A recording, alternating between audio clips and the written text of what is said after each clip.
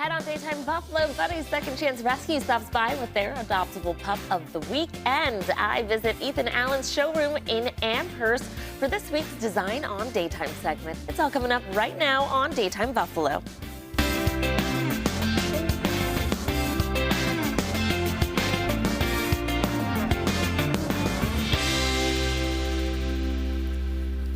Good afternoon, hello, and welcome to Daytime Buffalo. I'm your host, Chelsea Lavelle. Joining us now is Julie Starr from Buddy's Second Chance Rescue and Kimberly LaRusa from Sweet Buffalo. Thanks for coming in today, ladies. Thanks for having us. Tell us who you brought in.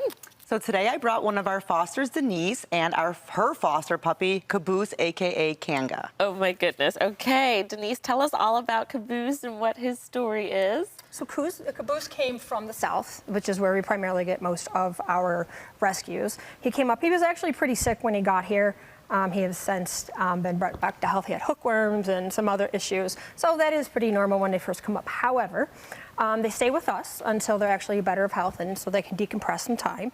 And then at that point, we will write them up a bio and give them some pictures and post them out. That's right. So he's a very sweet dog. He plays with the cat all the time. So he's very, very cat friendly, very, very dog friendly, big and small.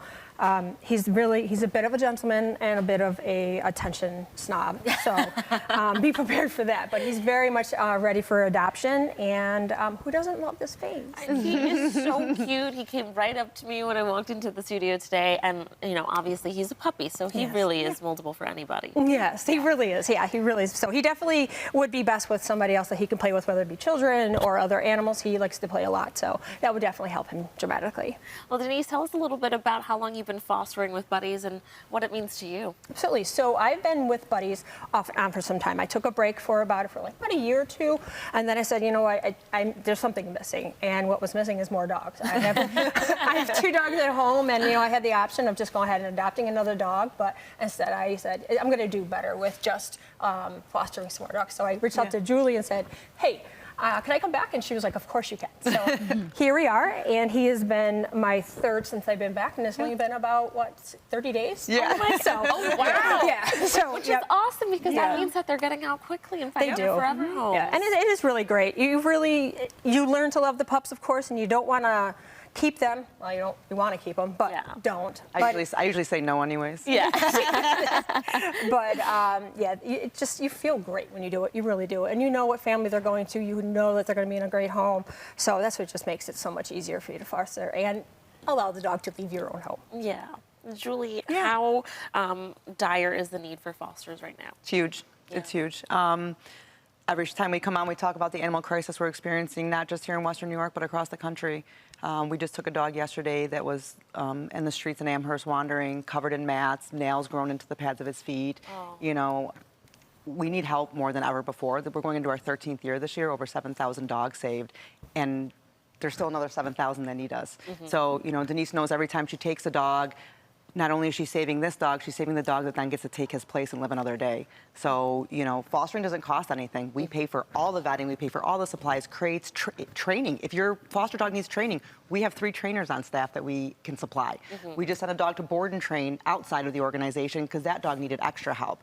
So we don't stop at any cost. Mm-hmm. We will fundraise, we will do whatever we have to do to save a dog's life. That's right. And I know you do have an adoption event coming up. Tell us about that. This Saturday at our headquarters, 415 North French Road in Amherst. We have from 12 to 3. Not only is it an adoption event, which we are going to have tons of dogs at, we also are going to kind of pair that up with a foster fair and volunteer fair. So we're going to have fosters and volunteers on staff to talk about what the process is and what it's like to be part of our rescue family and what's expected of you and what you can do to help us. Mm-hmm. Kim, do you want to talk about the benefit of these adoption events? Yeah, so people can come out and learn more about helping these animals and find out how easy the process is. You know, it's really not that hard to foster. You know, you just welcome the dog into your home, and as long as you can provide a loving home where the dog can feel safe and be fed and loved, that's all they really need temporarily until they find their forever home. So, you know, a lot of people reach out to Sweet Buffalo.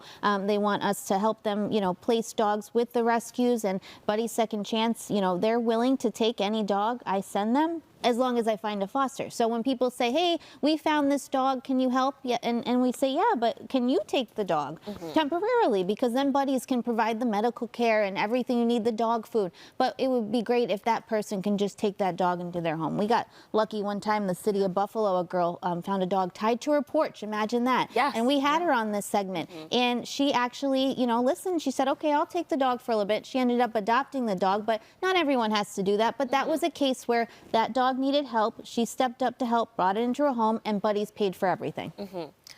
You know, when we talk about how much of a need it is for these dogs, and of course the ultimate goal is to find their forever homes, but if you can't do that, there are ways that you can be involved and ways that you can help, right? Of course, we say things as silly as hitting share on a post. Yeah. The more people that see it, the broader, you know, our reaches, the more dogs we're going to get adopted and the more fosters we can gain. So if you can't foster, we have options for volunteering. We call it doggy Ubers. So if you want to be around the dogs but can't actually foster in your home, you can sign up to volunteer for events, and you can go to Denise's house, pick Caboose up, and take it to an event and bring it to the event. And that's a way for her, kind of, you know, a little relief for her also, because fostering, you know, it can sometimes be overwhelming. So this is a little, you know, help for her also. You can process applications to help get the dogs adopted into their homes, and that's done virtually or in person. So there's so many different ways that you can help. Yeah, this is a great opportunity for no matter what state you are in life, especially if you're a retired person who's always loved dogs. But, you know, for example, my grandma, she loves dogs, but she's like, I just don't think I could handle, you know, waking up early, taking them out. This is something that she would be able to do. Of course. Yeah, there's so many different opportunities, and we welcome everybody. We have moms who volunteer with their 8-year-old children, their 15-year-old children. We have interns that come from the local high schools and help out. We do community service hours for kids. We are here to help the community. We want to help save dogs locally, dogs that are in risk of being euthanized in other states. We're here to save them all. Alrighty, ladies, thank you so much for coming. Thanks for having us. And don't forget, Caboose here is looking for his forever home. If you want to learn more about him or all of the other dogs up for adoption, you can visit Buddy's Second Chance Rescue, buddiesrescue.org, and that's also where you can find more about their upcoming events. Thanks so much for coming in, ladies. Thank you. Thanks, guys.